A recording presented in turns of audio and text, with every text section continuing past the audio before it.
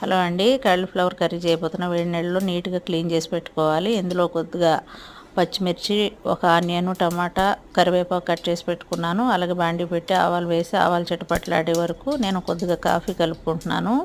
Early hour కాబట్టి బెల్లం, coffee పొడి, అలాగే కొద్దిగా పాలు. ఇన్స్టెంట్ అండి, ఇది హెల్త్కి చాలా మంచిది.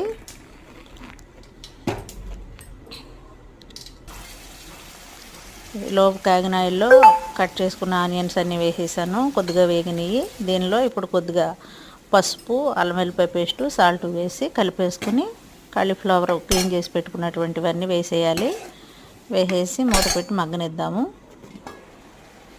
ఇదిగోండి, ఈ విధంగా మగ్గబెట్టిన తర్వాత ఒకసారి మూత పెట్టి మళ్ళీ ఇప్పుడు చూడండి ఎంత కలర్ఫుల్గా ఉన్నాయి. చక్కగా మగ్గి మొత్తం అన్నీ కూడా మెత్తగా అయిపోయినాయి. కొద్దిగా వాటర్ పోసుకుని ఇందులో కొద్దిగా కారం, మసాలా పొడి వేసి సర్వ్ చేసుకోవడమే కలిపి వేసి.